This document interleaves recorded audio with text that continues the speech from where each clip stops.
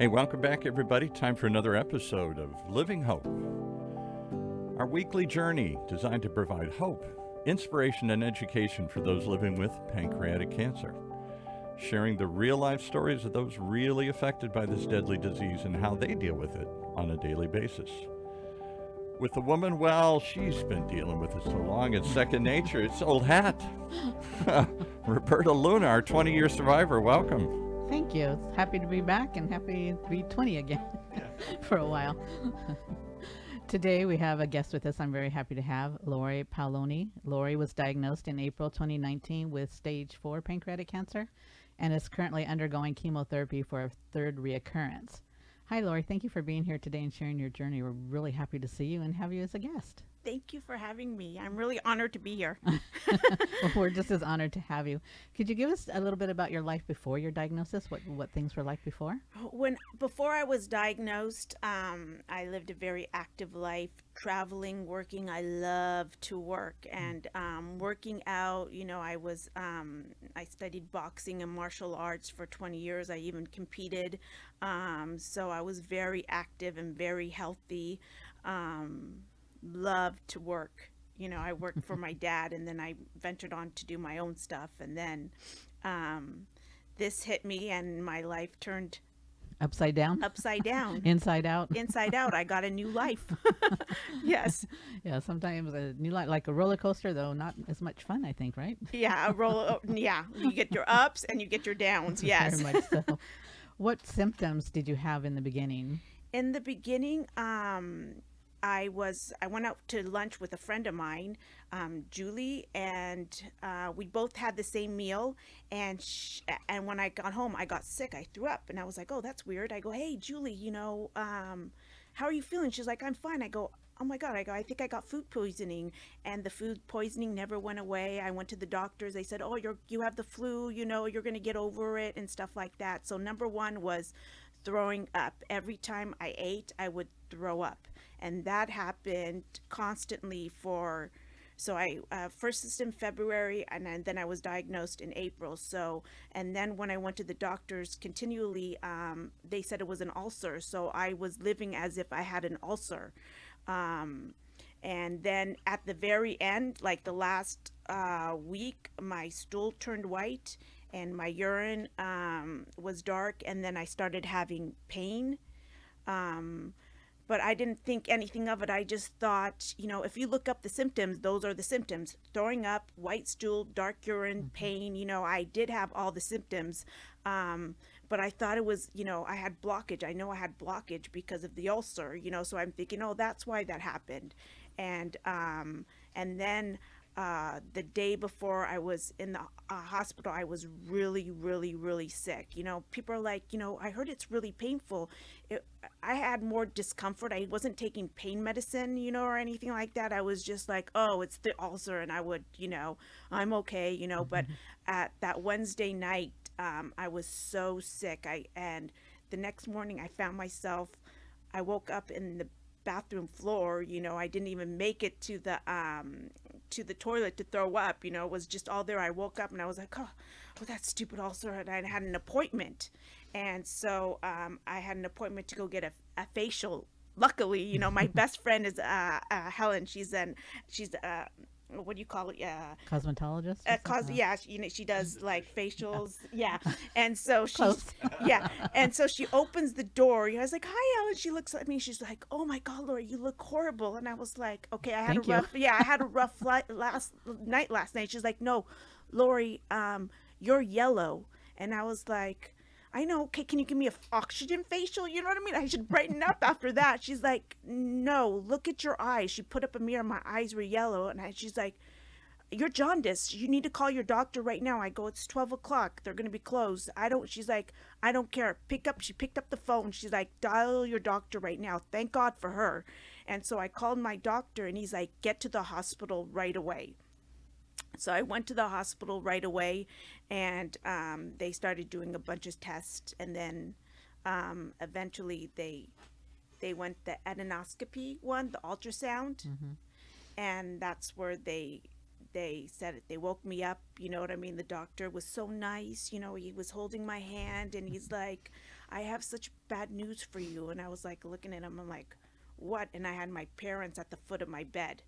I was like, what? You know what I mean? And he's like, we found cancer. And I was like, what kind of cancer? And he's like, pancreatic cancer. And I was like, oh my God. And the first thing, I look at my parents, I go, I can't have my parents bury me. That was the first thing that came to my mind, was like, I can't do this to my parents. You know what I mean? And so I was completely devastated. I was screaming, you know what I mean? You told me it was an ulcer, but you know what I mean? Like, everything worked out the way it was supposed to work out, because my doctor, my oncologist, started working at Hoag Hospital 4 days before I got diagnosed. If I was diagnosed before, I wouldn't have met her, you know what I mean? So everything, I look back, everything happened the way it was supposed to happen.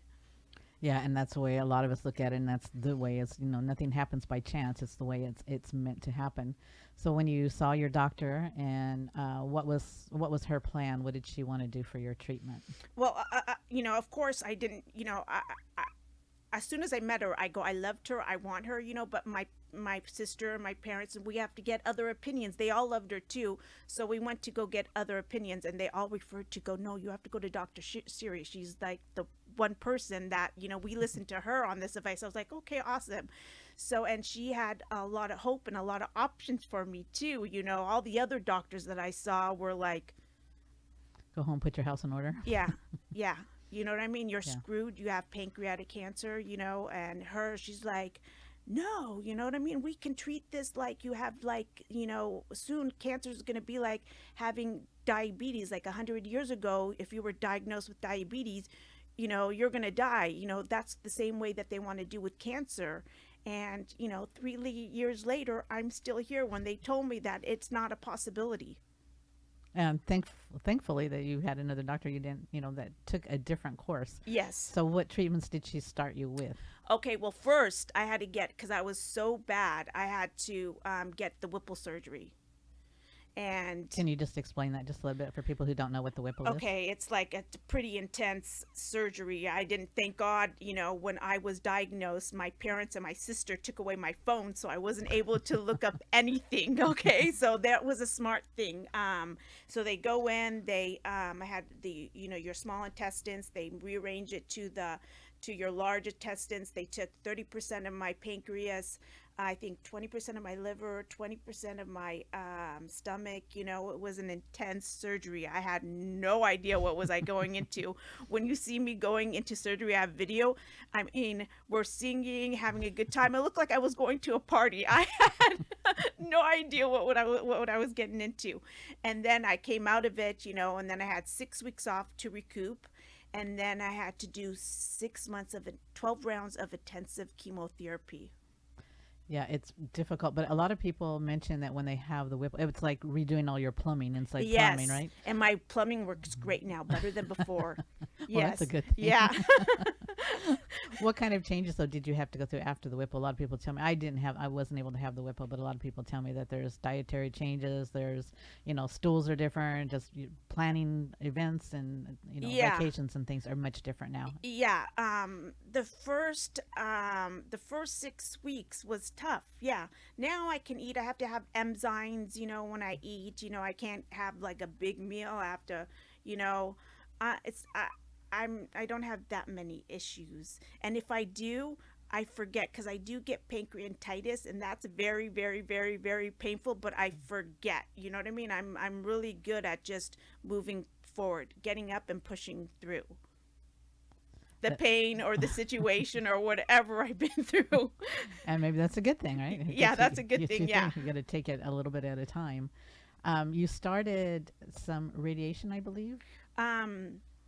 Okay, the first time I got diagnosed, with the Whipple surgery and the chemotherapy, Dr. Siri, thankfully, she's like, I don't do that. Oh, you don't need it. You got it all out. You know what I mean? They were able to remove it. We're going to do the chemotherapy, and let's just not go there right now. thank God she didn't, because the second time I got diagnosed with cancer, it came back a year later, and it went to my stomach and my liver. And again, I don't know how I keep dodging these bullets. I get Dr. Siri, at this perfect timing. Togue just got like 2 weeks after, my diagnosis, they were going to have this new radiation machine called the MRI Idion by ViewRay, and where it's the laser, where it's direct, it goes direct, because before they do the whole organ, but now with this laser it goes straight to the cancer, and it zaps the cancer. And so that's just 5 zaps with radiation versus the old fashioned, which is 30 rounds of radiation. And because of this machine, because it's so direct, usually if you have you can only do radiation once on an organ, because I don't know why, it's not good for you. So the third time I got diagnosed, it came back in my liver, and they were able to do radiation again. So you know what I mean? I keep dodging these bullets because this new machine came, and that's from that machine. I thought like hospitals were the ones that got these, technology and machines, but the foundation at Hoag Hospital called Circle 1000, they went out, they're out in the field, and they look for the latest treatments and the best treatments for cancer patients. And so they found this because there's only a few in the world, and we just happen to have it in our backyard at Hoag.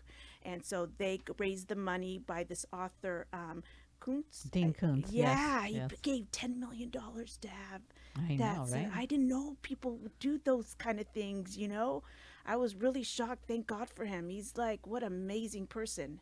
Yeah, I don't know if he realizes the impact that Yeah, he's I don't had on think lives, so. but yeah, But I'm still shocked, But yeah, there are people out there doing some really good work. and I'm really happy to hear about this new radiation, because I had it years ago, and when it was different. Where did way you have different. it on? And it was like a full. It wasn't like targeted like what you're talking Yeah, about. now they have targeted. You're Yeah. going to be good. Yeah, there you go. And actually, I only did a few rounds because it actually sent me into kidney failure.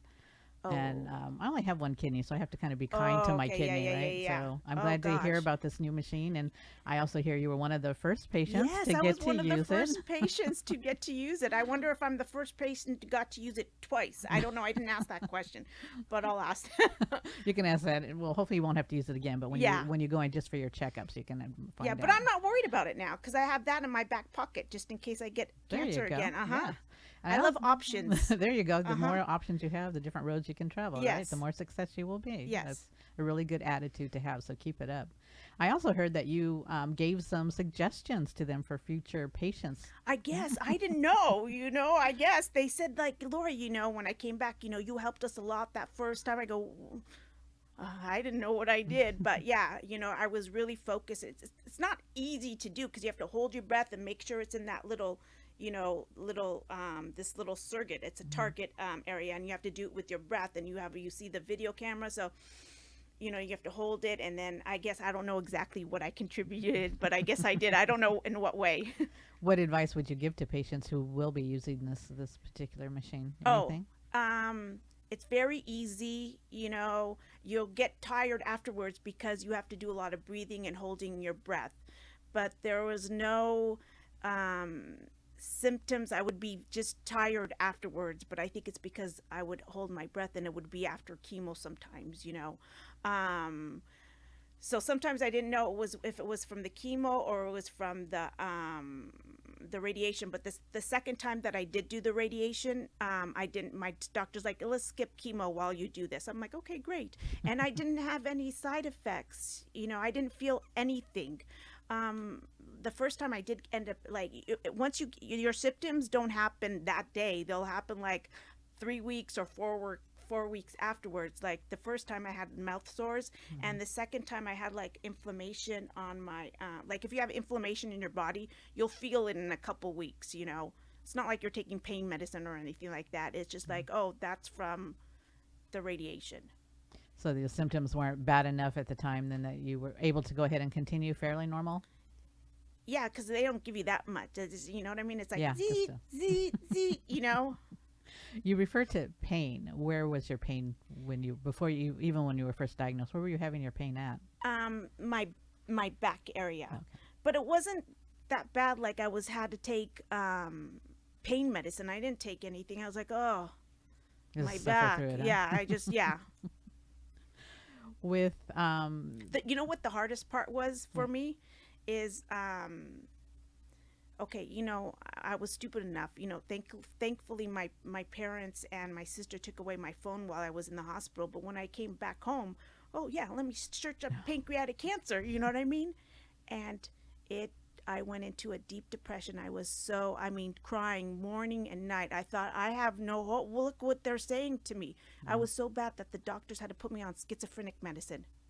Yeah, it's difficult, and that's one thing I always tell people. Please do not Google pancreatic cancer. If you want to find out information, go to pancan.org because Okay. it is, they've got great information there. Everything is research. They just don't put anything out there. Yeah, So, my doctor said too. yeah. It's on the internet. It's 10 years old, and if you want to, just look at survivor stories. Don't look at anything. All the information on the internet. It's at least 10 years old, but I didn't know about PanCan before, so Yeah, and it's something we really want to get out there for people, to make sure if you get that diagnosis. yeah, go to Pancan.org. Don't Google, like you said. There is a No, make sure you have a doctor beside you if you Google, decide to go online and look up pancreatic cancer. Yeah, it's not very encouraging or very hopeful. So please try not. Do not. Do not. do not That's Google like it. Go if I can give somebody advice, that would be number one advice. Do not Google that on the internet. Go to pancan.org or just look for survival stories, and that's it. And that's really, there's a lot of them out there now. It's very encouraging to see. And I know. I told Roberta, I go, you're my life goal. She's 20-year survivor. I've never met a 20-year survivor of pancreatic cancer. You're my first. So, and didn't you say you're like, we should put a list out? Yes. You were talking about like, I should put a list out. 5-year survivor, 10, 15, 20, so people know, hey, I do have a chance. yeah, I think it'd be a good idea instead of Googling. When you Google, you get the survivors that are out there. Rather Yes. Than, yeah, it would be something we hopefully to see more survivors, obviously, but something we want to see out there. The positive. It's something you have to look for. Why is it that you might not be that one in that survival rate? Why does it have to be you're going to be the one that's not going to make it? Okay, but you know what else happened to me too? Okay, 2 months before I was diagnosed, my next door neighbor, literally my next door neighbor, 2 months before I got diagnosed, he died of pancreatic cancer after getting the diagnosis 6 weeks after. So that's why also I was like a little bit, you know what I mean, scared. Yeah, yeah, and this is something that I know I told you when we were talking in the lobby that it changed me. It changed a lot of the ways I think and the ways I do things now. How did it change you, or did it change you for the better? Oh, for the better I live. It's like mentally, you know what I mean? I'm like not in my head anymore as I used to be. And my life goals are different. My lifestyle is different. I'm not able to work because I only get 1 week off a month from chemo. So this is my off week, which I can do, you know what I mean? This is my catch up to do, everything. Yeah. Yesterday I did a little bit too much because I had to move some stuff, like this whole bedroom. We're doing construction. So I had a big project yesterday. And by 3 o'clock, I ended up getting sick. You know what I mean? I just have to remember my body, like the chemo does take a toll on you. Yes. But I forget. I was like, I feel so good. It's like, you may feel good, but your body does not feel good, okay? So I have to be more conscious of listening to my body. And that's really true, because I know the same thing is you feel good one day, so you think that day you're going to do everything you can, and then you end up paying for it. Oh, So, yeah. yeah. So is your chemo that you're doing now, is it considered a maintenance then? No, because I do have the cancer in my liver. So I'm getting a PET scan on tomorrow. You know what I mean? I have PET anxiety, a scan anxiety, you know what I mean? So I don't want to think about it till tomorrow. I have a good day today, so I don't want to think about it. So we're hoping that the cancer in my liver is going to be gone, and I'm hoping that it was because of the radiation and the chemo together.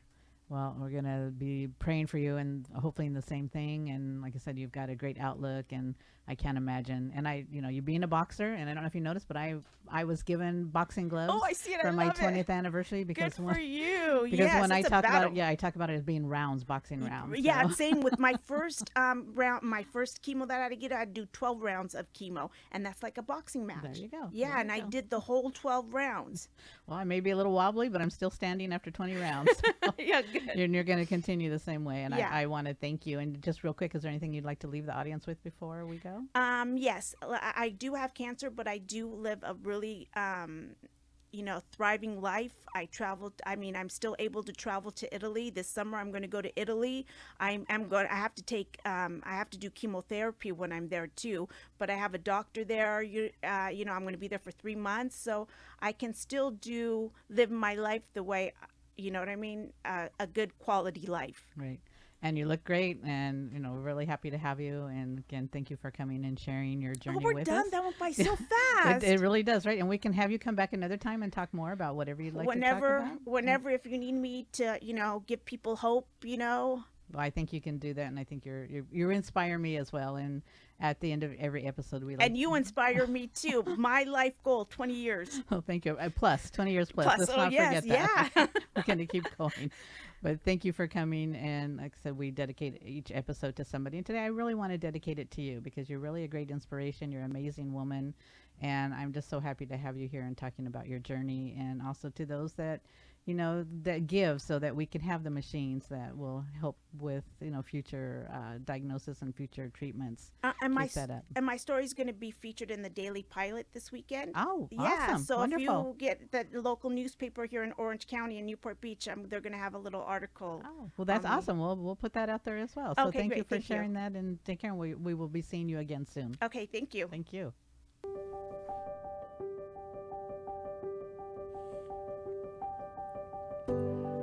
Well, there you have it. If that's not inspiration, if that doesn't get you up and ready to start fighting a round or two, I don't know what will. We hope you'll join us as we take this weekly journey. Some are sad, some are ups, but they're all informative. How do people deal with this on a daily basis? Sharing the real life stories of those really affected. If you'd like to share your story, please contact us like Laurie did, and we'd love to have you come on. The more effective it is, the more we tell stories. And if you or anyone you know needs help right now, we're always listing lots of places, the Hirschberg Center and, of course, PanCan. Try that number first, Patient Services at 877, the number 2, PANCAN, for the Pancreatic Cancer Action Network. For the OC Talk Radio Network, I'm Paul Roberts, thanking you for joining us, hoping you'll share this story with others and realize that even in the darkest days, there is hope, living hope, right here in Orange County's only community radio station, OC Talk Radio, streaming live from the University of California, Irvine's Beale Applied Innovation Center.